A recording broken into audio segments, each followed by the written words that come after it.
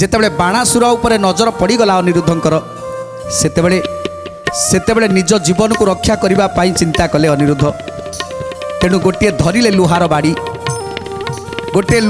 ଧରିଲେ। ଯେତେବେଳେ ଆସୁଛନ୍ତି ବାଣାସୁର ମାରିବା ପାଇଁ ସେତେବେଳେ ପବନ ବେଗରେ ଆଜି ଚାଲି ଯାଉଛନ୍ତି ଅନିରୁଦ୍ଧ। ସେତେବେଳେ ସମସ୍ତ ରାଜାଙ୍କର ଯେଉଁ ପ୍ରଜାମାନେ ଥିଲେ, ରାଜାଙ୍କର ଯେଉଁ ସୈନ୍ୟ ସାମନ୍ତମାନେ ଥିଲେ, ସେମାନେ ମାରିବା ପାଇଁ ଇଚ୍ଛା କଲେ, ତାକୁ ଦୌଡ଼ି ଧରିବା ପାଇଁ ଇଚ୍ଛା କଲେ। ହେଲେ ଅନିରୁଦ୍ଧଙ୍କର ସେ ଯେଉଁ ଲୁହାର ଯେଉଁ ଦଣ୍ଡ ଧରିଛନ୍ତି ସେ ଲୁହା ଦଣ୍ଡରେ ଏମିତି ପ୍ରହାର କଲେ ଆଜି ଅନେକ ସୈନ୍ୟ ସାମନ୍ତ ସେଇଠି ଗଡ଼ିଗଲେ। ତେଣୁ ଆଜି ସମସ୍ତକୁ କ୍ଷତ ବିକ୍ଷତ କରି ଅନିରୁଦ୍ଧ ଆଗକୁ ଦୌଡ଼ୁଛନ୍ତି। ଏ ମନ୍ତ ଦେଖିଲା ଯହୁଁ ବାଣାସୁର ବୀର, ମନେ ବିଚାରେ ବଡ଼ ଲୋକର କୁମର। ଗୋବିନ୍ଦ ମାଧବ କୃଷ୍ଣ ଶ୍ରୀ ମଧୁସୂଦନ, ଗୋବିନ୍ଦ ମାଧବ କୃଷ୍ଣ ଶ୍ରୀ ମଧୁସୂଦନ। ଅନିରୁଦ୍ଧେ ଧରିବାକୁ ସର୍ବେ ମନ କଲେ, ରାଜାଙ୍କର ସଙ୍ଗତରେ ଯେତେ ଲୋକ ଥିଲେ। ଗୋବିନ୍ଦ ମାଧବ କୃଷ୍ଣ ଶ୍ରୀ ମଧୁସୂଦନ, ଗୋବିନ୍ଦ ମାଧବ କୃଷ୍ଣ ଶ୍ରୀ ମଧୁସୂଦନ। ଲୁହାର ଲଉଡ଼ି ଘେନି ଗୋଡ଼ାଇ ପିଟିଲା, ସମସ୍ତଙ୍କୁ ମାରିଣ ସେ କକୁଡ଼ କଲା।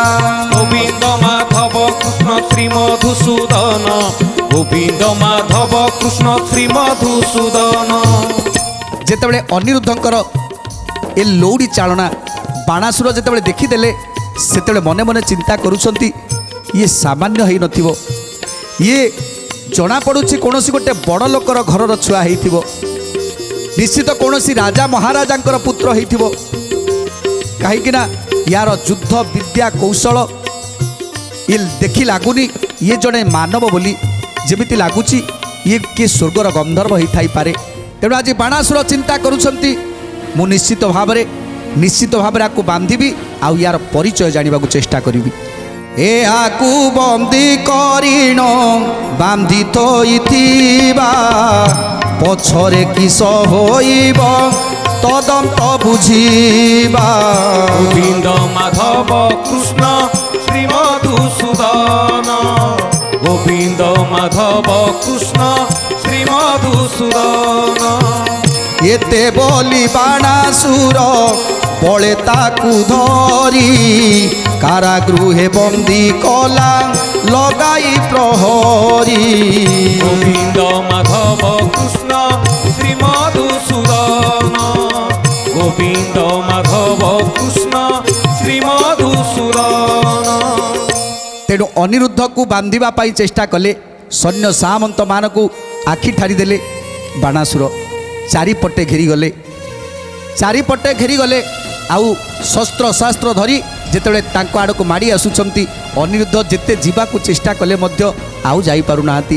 ସଙ୍ଗେ ସଙ୍ଗେ ସମସ୍ତ ସୈନ୍ୟ ସାମନ୍ତମାନେ ତାଙ୍କ ଉପରକୁ ଲମ୍ଫ ପ୍ରଦାନ କଲେ ଏବଂ ତାଙ୍କୁ ବାନ୍ଧି କାରାଗାରରେ ଆଜି ନିକ୍ଷେପ କରିଦେଇଛନ୍ତି।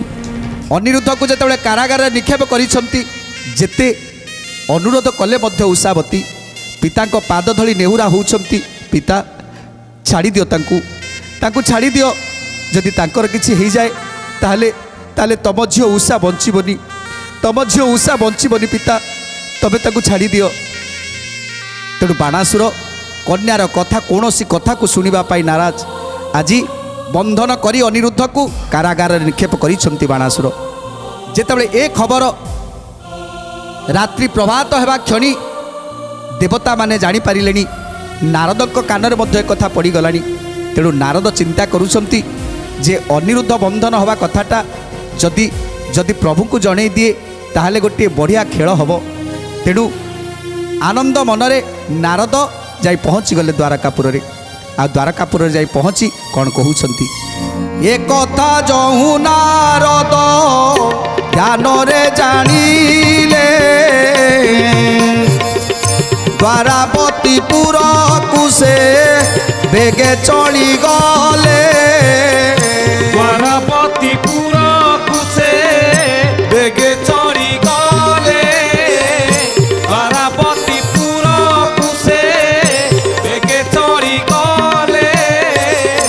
ବାରତା କହିଲେ ଯାଇ ଶ୍ରୀକୃଷ୍ଣ ଚାମୁର ଶୋଣିତ ପୁରେ ନାତିକି ଦେଖିଲୁ ତୋର গোবিন্দ মাধব কৃষ্ণ শ্রী মধুসূদন গোবিন্দ মাধব কৃষ্ণ শ্রী মধুসূদন এপটে দ্বারকাপুরে সমস্তে খোঁজুଛନ୍ତି কুয়াড়ে গলে অনিরুদ্ধ রাতি অধরে শোইଥିଲେ অনিরুদ্ধ ଆଉ ରାତି ଅର୍ଦ୍ଧଠାରୁ କୁଆଡ଼େ ଚାଲି ଯାଇଛନ୍ତି ଅନିରୁଦ୍ଧ ଆସି ଏତେ ଦିନ ହେଲାଣି ଅନିରୁଦ୍ଧଙ୍କର କୌଣସି ବି ପତ୍ତା ନାହିଁ କୌଣସି ବି ଖୋଜ ଖବର ନାହିଁ ତେଣୁ ସମସ୍ତେ ମନ ଦୁଃଖରେ ବସିଛନ୍ତି ତେଣୁ ଆଜି ଦ୍ୱାରାବତୀପୁରରେ ଯେମିତି ଶୋକର ଛାୟା ଖେଳି ଯାଇଛି ସମସ୍ତଙ୍କ ଆଖିରେ ଲୁହ ସମସ୍ତେ ମନେ ମନେ ଅନେକ କାନ୍ଦୁଛନ୍ତି ଅନିରୁଦ୍ଧ ପାଇଁ ଆଉ ମାଆର କଥା ମା ରତିର କଥା